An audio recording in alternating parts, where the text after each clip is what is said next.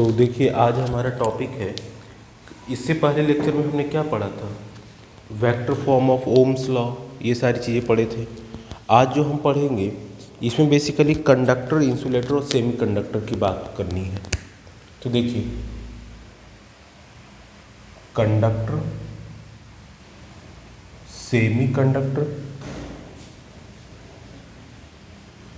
और इंसुलेटर, इसकी बात करनी है। तो देखिए ये तीनों टॉपिक पढ़ने से पहले हमें कुछ चीज़ें पढ़नी है, वो पढ़ते हैं पहले। देखिए क्या होता है, बेसिकली हमने एक छोटा सा टॉपिक छूट गया था। हमने आपको पढ़ाया था कि सिग्मा जो होता है दिस इज इक्वल्स टू 1/ρ, ये पढ़ाया था। इसका यूनिट भी बताया था, ये कंडक्टिविटी होता है और ये रेजिस्टिविटी होता है। इससे पहले जो एक टॉपिक था हमारा कंडक्टेंस, वो छूट गया था।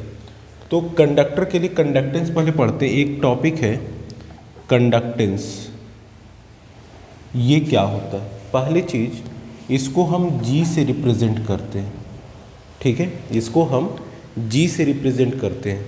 और ये जो G होता है this equals to 1/r। R क्या है यहाँ पे, रेजिस्टेंस, रेसिस्टेंस जिसे बोलते हैं आप लोग, ठीक है। आ रही बात समझ में।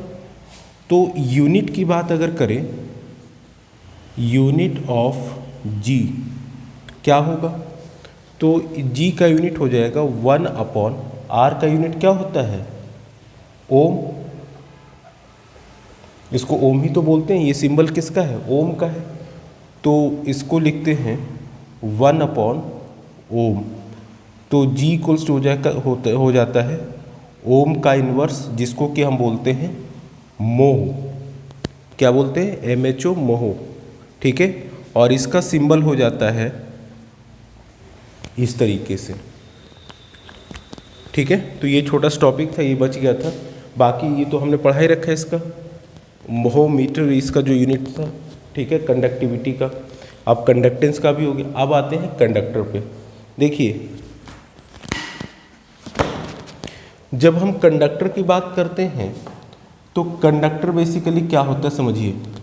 कंडक्टर वैसे तो आपको समझ में आ रहा होगा, लेकिन कुछ चीज़ें हैं वो आपको देखनी होती है कि कंडक्टर में रेजिस्टिविटी जो है उसका कितना अमाउंट है, इंसुलेटर में कितना है, कंडक्टर और ये सेमी कंडक्टर में कितना है। तो देखिए कंडक्टर जैसा नाम है कि जिसमें फ्रीली चार्ज कैरियर जो है मूव कर सके, वो क्या होता है, कंडक्टर होता है, ठीक है। तो ये बात तो सबको पता है कि जिसमें बड़ी आसानी से चार्ज कैरियर जिस मटेरियल से पास हो जाए वो कंडक्टर होता है। लेकिन इसमें कुछ चीज़ें होती है, जिससे रेंज होता है रेजिस्टिविटी का, उसकी वैल्यू कितनी होती है। तो देखिए इसकी वैल्यू जो होती है आपकी 10⁻⁻6 टू 10⁻⁻8 ओम मीटर, ठीक है, ओम मीटर, ये हमारा इसकी वैल्यू होती है। या फिर ये लिख लीजिए 10⁻⁸ टू 10⁻⁻6, ये जो होता है क्या है, ओम मीटर। रेजिस्टिविटी का रेंज है कि यदि किसी मटेरियल का जो रेजिस्टिविटी का रेंज 10⁻⁸ से 10⁻⁻6 ओम मीटर के बीच में आ रहा है, वो कंडक्टर होगा। अब जैसे इसमें कौन से होते हैं, जो सबसे कम रेजिस्टिविटी जिसकी होती है वो है आपका कॉपर और एल्यूमिनियम। कौन सा, कॉपर और एल्यूमिनियम। ये कॉपर और एल्यूमिनियम क्या करते हैं, कॉपर और एल्यूमिनियम जो होती है इनकी रेजिस्टिविटी बहुत लो होती है। इस वजह से हम लॉन्ग डिस्टेंस से करंट को कैरी कर सकते हैं यूजिंग दिस एलिमेंट, कॉपर या फिर एल्यूमिनियम के वायर से, ठीक है। आ रही बस समझ में। तो कहने का मतलब बस इतना है कि इसमें जब भी हम ऐसा करते हैं तो इसमें हम अगर कोई कंडक्टिंग मटेरियल बनाते हैं तो उसमें कॉपर या फिर एल्यूमिनियम का मटेरियल यूज़ होता है। अच्छा भाई, तो ये हो गया। अब जो है आपका, पहले अब दूसरा पढ़ते इंसुलेटर। जाहिर सी बात है इंसुलेटर क्या होगा, जिससे करंट फ्लो ना हो, दैट मीन्स कि चार्ज कैरियर फ्लो ना हो पाए, बस इतना सा चीज़ होता है। लेकिन जो सबसे इम्पॉर्टेंट है वो ये है कि इसमें भी आपका इंसुलेटर का जो रेजिस्टिविटी का रेंज होता है वो होता है 10⁴ ओम मीटर से मोर, यानी कि 10⁻⁴ है, यहाँ पे -8 -6 था।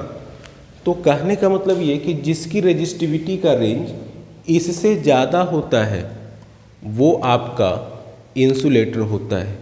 ठीक है, अब ये जब इंसुलेटर होता है तो इसमें सबसे इम्पॉर्टेंट जैसे बैकेलाइट है और रबर है। ठीक है, बैकेलाइट, हार्ड रबर और आपकी की बुक में दे रखा है ग्लास। ठीक है, इन सब का जो रेंज है वो है आपका 10⁻14 टू 10⁻16 ओम मीटर दिख रहा होगा। ये किसका है? बैकेलाइट, ग्लास, रबर, इन सब का ये रेंज होता है। तो सोचिए, देखिए हम करें मोर देन 10⁻4 ओम मीटर होना चाहिए तब वो इंसुलेटर कंसीडर किया जाएगा। और जो ग्लास है, रबर है, माइका है, इन सब की जो रेंज है इससे कहीं ज़्यादा है, 10⁻14 से लेकर 10⁻16 ओम मीटर तक है। तो ये किसके अंडर आएगा? आपका जो होगा वो इंसुलेटर के अंडर आता है। तो भाई इसका मतलब जो इनके और इनके बीच का जो रेंज होगा उसमें कौन आएगा? सेमीकंडक्टर आएगा। तो सेमीकंडक्टर क्या होते हैं?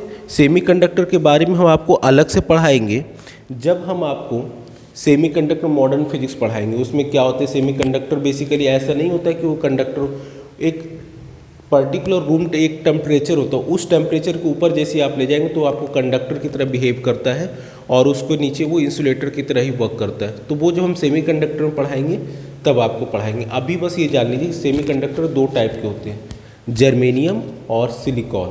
सिर्फ दो टाइप के होते हैं, जर्मेनियम और सिलिकॉन। और इनका जो रेंज हो, जाहिर सी बात है कंडक्टर और इंसुलेटर के बीच में होगा। दैट मीन्स कि इसका तो हमने बताया कि 10⁻⁻8 टू 10⁻⁻6, इसका हमने बताया मोर देन 10⁴ ओम मीटर। तो इसका मतलब इसमें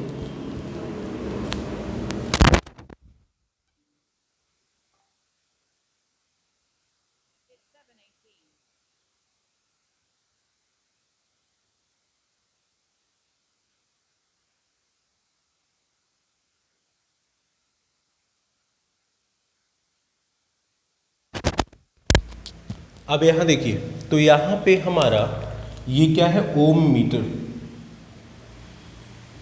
ठीक है, अब यहाँ पे क्या है कि ये चीज़ यहाँ पे समझ में आ गई। ठीक है, अब यहाँ देखिए बेसिकली आपका जो कंडक्टर होता है इसका रेंज इतना होता है, सेमीकंडक्टर का इतना और इससे ज़्यादा ये होता है। और मैंने बताया कि इसमें जैसे 10⁻14 से लेकर 10⁻6 ओम मीटर तक जो होता है ग्लास, रबर, माइका, इन सब का होता है। किसके अंडर में आएगा? वो इंसुलेटर के। तो यहाँ पे जो सेमीकंडक्टर होता है इसका आपका जैसे एग्जाम्पल है क्या?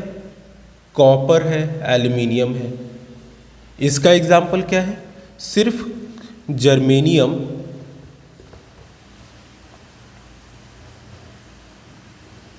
और सिलिकॉन, SI, और इसको सीधे GE लिख देते हैं। सिर्फ दो ही सेमीकंडक्टर होते हैं, याद रखिएगा। और मोर देन इंसुलेटर में जैसे ग्लास, माइका, रबर, ETC, इनका रेंज कितना होता है? 10⁻14 ओम मीटर से 10⁻16 ओम मीटर के बीच में होता है। ठीक है, आ रही बात समझ? तो ये आपका सेमीकंडक्टर, कंडक्टर और इंसुलेटर हो जाते हैं। ठीक है, आ रही बात समझ में? तो अब इसके बाद कॉमन रेजिस्टेंस जो होता है, कॉमन जो आपको रेजिस्टेंस कॉमर्शियली अवेलेबल होता है, दो टाइप के होते हैं। एक होता है वायर बॉन्ड रेजिस्टेंस और दूसरा होता है आपका कार्बन रेजिस्टेंस। जो वायर बॉन्ड रेजिस्टेंस होता है वो कॉन्स्टेंटाइन, मैंगानीन, नाइक्रोम आदि से मिलके बनता है। देखिए बता देता हूँ।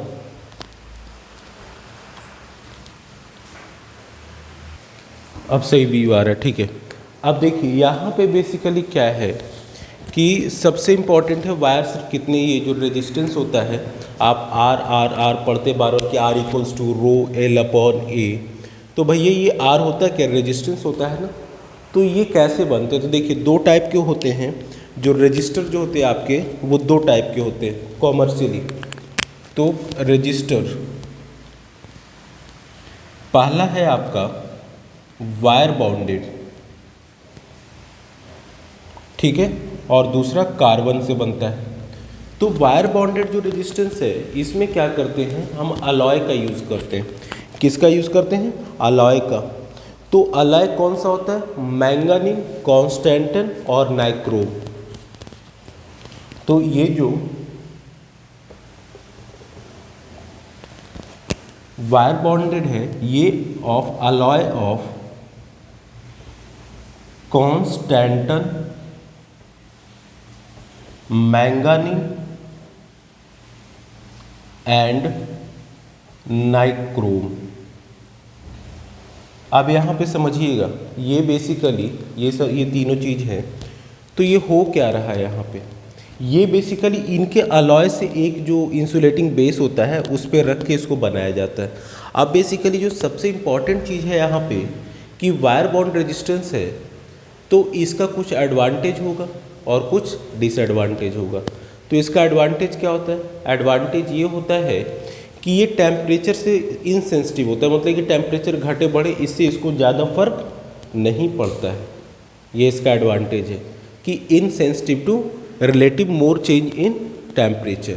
लेकिन इसका सबसे ज़्यादा दिक्कत ये है, डिसएडवांटेज जिसे कहते हो, वो ये है यहाँ पे कि ये जो आपका वायर बॉन्ड रेजिस्टेंस है, अगर बहुत ज़्यादा रेजिस्टेंस का हमें रजिस्टर चाहिए तो उस केस में इसे बहुत बड़ा वायर बनाना पड़ता है, बहुत लेंथ हो जाता है इसका, मतलब जितना ज़्यादा रेजिस्टेंस है उतना लंबा होगा। तो इसका डिसएडवांटेज होता है, ठीक है। अच्छा, और एडवांटेज क्या है कि इनसेंसिटिव टू टेम्परेचर वेरिएशन होता है, ठीक है।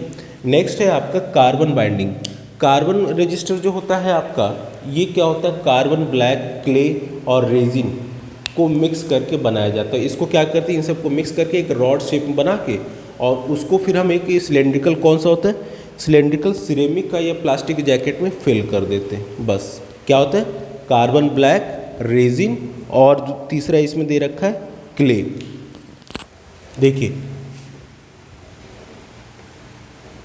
कार्बन ब्लैक, रेजिन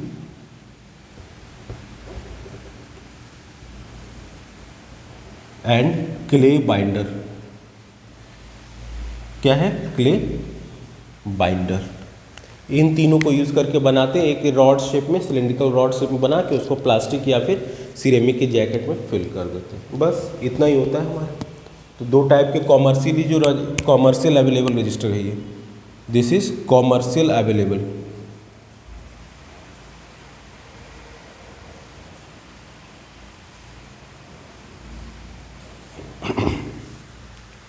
ठीक है, तो चलिए आज के लिए इतना रखते हैं, नेक्स्ट लेक्चर में नेक्स्ट करेंगे। Thank you.